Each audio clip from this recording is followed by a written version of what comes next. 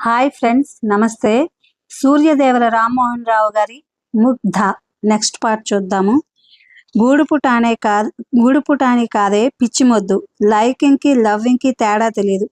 ఏం ప్రేమిస్తే తప్ప చెప్పు, ఆయనకే ఎంత డిగ్నిఫైడ్గా ఉంటాడు సపోర్ట్ చేస్తూ అంది సురభి. పర్సనల్ పొగడ్తల దాకా వచ్చిందే వ్యవహారం చూస్తుంటే. నువ్వు నిజంగా ప్రేమిస్తావా, ప్రేమిస్తున్నావా? ముగ్ధ మనోహరంగా నవ్వుతూ అంది. అవునే ముగ్ధ, ఏం ప్రేమిస్తే తప్పున్నరా? ఆయనకు పరిశోధనలే పిచ్చి. ఆ పిచ్చిలో భార్య ఇల్లుని కూడా నెలలు మర్చిపోయిన సందర్భాలున్నాయి తెలుసా. ఆయనకు భార్య అంటే ఎంత కోపమో తెలుసా. ఆవిడ్ని చాలా విసుక్కుంటాడు ఆయన. తనకు తగ్గ మనిషి దొరకలేదని ఎంత బాధపడతాడో తెలుసా. మొదట్లో ఆయన భార్యని ఎంతలా ప్రేమించేవాడో తెలుసా. కానీ రాను రాను అన్నీ తెలిసిన భార్యే తనంటే విసుగుదల ప్రదర్శించడంతో ఆవిడ మీద ఇష్టాన్ని ఆయన తన పరిశోధనల మీదకు మరల్చాడు. ఇప్పుడు ఆవిడంటే ఆయనకు ద్వేషం. ఆ ద్వేషానికి పూర్తిగా ఆవిడే కారణం. ఎప్పటికైనా తన ప్రతిభను ప్రపంచం గొప్పగా గుర్తిస్తుందని, నోబెల్ బహుమతిని పొందే అద్భుతమైన విషయాన్ని తను కనుక్కోగలనని ఆయన నమ్మకం. ఆ నమ్మకం వల్లే ఆయన అలా ల్యాబొరేటరీలోనే ఉంటాడు. ఆవిడ అనుకునే విధంగా అమ్మాయిలతో గడపడానికి కాదు. ఆయన అలాంటి వ్యక్తి కాదు. శ్రీధర్ గారు, నీకంత బాగా తెలుసని నాకు తెలియదే, సారీ అంది ముగ్ధ సురభితో. ప్రేమించక మంచివాడిని ప్రేమించావే. అందరూ ఆ సైంటిస్ట్ని ఏ నిక్ నేమ్తో పిలుస్తారో తెలుసా? మ్యాడ్ మ్యాక్స్ అంటారు. ఆ మ్యాడ్ మ్యాక్స్ గారిని నువ్వు లవ్ చేసి ఆ మ్యాడ్ మ్యాక్స్ గ్రూప్లో చేరతానంటే నాకేం అభ్యంతరం లేదు. కానీ జాగ్రత్త, నువ్వు మరో హిస్టరీ మేడంలా అయ్యావనుకో, అంతే మరి అలక అంది. అలా మాట్లాడక, ఇవాళ మ్యాడ్ మ్యాక్స్ అన్నవాళ్లే రేపు ఆయన్ని చూసి ఆశ్చర్యపోవచ్చు. ఇవాళ ఆయన్ని చూసి పిచ్చి సైంటిస్ట్ అన్నవాళ్లే రేపు ఆయన పక్కన నిలబడలేకపోవచ్చు. మన హిస్టరీ మేడం గనక సరిగ్గా ఆయన్ని డీల్ చేస్తే ఈ పాటికి ఆయన తను అనుకున్న దాన్ని సాధించేవాడని నా నమ్మకం. ఇవాళ ఆయన ఫ్రస్ట్రేషన్లో ఉన్నాడనుకుంటే దానికి కారణం ఎవరు? ఆవిడే. తను సాధించాల్సిన లక్ష్యం ఆయనకు దూరమైపోవడానికి కారణం ఎవరు? ఆవిడే. సురభి చెప్తోంది. ఆ మాటలకు అడ్డుగా వచ్చింది నీలిమ. అన్నీ ఆవిడ మీదే తోసేయడం అన్యాయమే. తప్పైనా ఒప్పైనా భార్యకు భర్తకు ఇద్దరికీ సమానమైన బాధ్యత ఉంటుంది. నువ్వు సరిగ్గా వినిపించుకోవడం లేదు. నేను చెప్తున్న పాయింట్ ఏంటి? ఆయన అలా తయారవడానికి కారణం ఆవిడ అని అంటున్నాననా? ప్రపంచంలో గొప్ప గొప్ప వ్యక్తుల్ని తీసుకో. ఆ మగవాళ్ళని అలా మలచిన వ్యక్తులు స్త్రీలే. స్త్రీ తలుచుకుంటే ఆ స్త్రీ ఆ పురుషుడికి అపరిచితురాలు కావచ్చు, ప్రేయసి కావచ్చు, తల్లి కావచ్చు, అక్క కావచ్చు, వదిన కావచ్చు, భార్య కావచ్చు. ఎవరైనా స్త్రీ తలుచుకుంటే పురుషుల్ని నెంబర్ 1గా తయారు చేయగలదు. ఈ ప్రపంచంలో గొప్ప గొప్ప విజయాలు సాధించిన ప్రతి ఒక్కడి వెనుక స్త్రీ ఉంది. పరమ క్రూరుడని చెప్పుకునే జర్మన్ నియంత హిట్లర్ వెనుకున్నది గేలీ అనే స్త్రీ. పాకిస్తాన్ భుట్టో వెనుక హస్నా షేక్, చార్లీ చాప్లిన్ వెనుక ఊనా. అంతెందుకు, అమితాబ్ బచ్చన్ని తీసుకో. అమితాబ్ బచ్చన్ నెంబర్ 1 స్థానానికి రావడానికి వెనుకున్నది ఎవరో తెలుసా? జయా బచ్చన్ కాదా? రాజ్ కపూర్ని తీసుకో, నర్గిస్, లతా మంగేష్కర్, ఇలా ఎన్నెన్నో ఎగ్జాంపుల్స్ ఉన్నాయి. పురుషుణ్ణి అభిమానించే నిజమైన స్త్రీ, పురుషుణ్ణి ప్రేమించే నిజమైన స్త్రీ, పురుషుణ్ణి వాంఛించే నిజమైన స్త్రీ, పురుషుడి ఆలంబనను కోరుకునే నిజమైన స్త్రీ ఆ పురుషుడి నుంచి కోరుకునేది ఏంటో తెలుసా? విజయం. వర్తమానాన్ని శాసించే విజయం, భవిష్యత్తుని తన గుప్పెట్లో బీయించుకోగలిగే విజయం. అందుకే స్త్రీని ఆదిశక్తి అన్నారు. ఆదిశక్తికి నిన్నటి పురాణాలు చెప్పే అర్థం దేవత, దేవతాపరమైనదైతే నేటి ఆధునిక శాస్త్రం చెప్పే అర్థం మూల శక్తి అని. మొన్నటి వరకు బ్రిటన్ను పాలించిన మార్గరెట్ థాచర్ను చూడు, కొరజానో ఆంక్వినోను చూడు, Imelda Marcos, Indira Gandhi, Mother Teresa, Sirimavo Bandaranaike, Maneka Gandhi, Kiran Bedi, Nandini Satpathy, PT Usha, Jayalalithaa, ఎంతోమంది ఆయా రంగాల్లో ఉక్కు వనితల్లా నిలిచారు. వాళ్ళు ఒక్కొక్కరు ఒక్కొక్క మూల శక్తికి నిదర్శనం. ఒక పాపర్ సింగర్ని చూడు, ఏం చేయగలదని అనుకున్నావు స్త్రీ? ఒక బెగ్గర్ని దేశానికి ప్రెసిడెంట్గా చేయగలదు. ఓ స్త్రీ అన్నమాట. ఒక అనామకుణ్ణి ఎవరెస్ట్ శిఖరం మీద ఎక్కించగలదు ఒక స్త్రీ. ఒక సాధారణమైన వాడిని సాహసం చేసి మండలం మీదకి పంపించగలదు స్త్రీ. చెప్పేదేమిటంటే, నేనే గనక మన హిస్టరీ మేడం స్థానంలో ఉంటే, ఈ పాటికి సీదా సైంటిస్ట్‌గా ఉన్నటువంటి, మన మధ్య తిరుగుతున్నటువంటి శ్రీధర్ ద గ్రేట్ సైంటిస్ట్‌గా తయారై ఉండేవాడు. గుర్తింపు పొందేవాడు. తలుచుకుంటే ఏ స్త్రీ అయినా నయాగరా జలపాతం లాంటి ఉత్తేజాన్ని, ఉత్సాహాన్ని పురుషుడికి ఇవ్వగలదని తెలుసా? చెప్పింది సురభి ఎంతో ఉద్రేకంతో.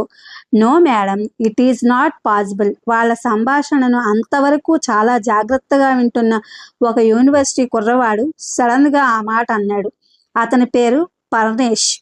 ఒక్కసారి సురభితో పాటు మిగతా అమ్మాయిలు ముగ్గురు సీరియస్గా అతని వైపు చూశారు. సురభి ఉద్వేగంగా చెప్పిన మాటలే ఆ ముగ్గురు అమ్మాయిల్లో పనిచేస్తున్నాయి. Nothing is impossible in this world, you know. Parnesh వైపు చూస్తూ సీరియస్గా అంది ముగ్ధ. ముగ్ధ వైపు చిరునవ్వుతో చూసింది సురభి తనను సమర్థిస్తున్నందుకు. Yes, of course, nothing is impossible in this world, but one thing, ఈ జనరేషన్లో అలాంటి లేడీస్ లేరు. ఇవాల్టి స్త్రీలు వంటింటికి, ఇంట్లో టీవీకి, బయట సినిమాలకి, బంగారు నగల షాపులకి, పట్టు చీరల షాపింగ్కి పరిమితం తప్ప తమ మగాళ్ళని గొప్పవాళ్ళుగా మలుచుకోవాలన్న ధ్యాస ఉన్నవాళ్ళు ఎక్కడా కనిపించలేదు. ఆ జనరేషన్ అయిపోయింది, మళ్ళీ రాదు. ఎంతసేపు ప్రక్క స్త్రీ ఏం కొన్నది, మనం అంతకంటే ఖరీదైంది ఎప్పుడు కొనాలి అని తప్ప ప్రొడక్టివిటీ కానే కాదు. ఇంటి ముందు ఖాళీగా ఉన్న 4 మొక్కల్ని పెంచుకోరు.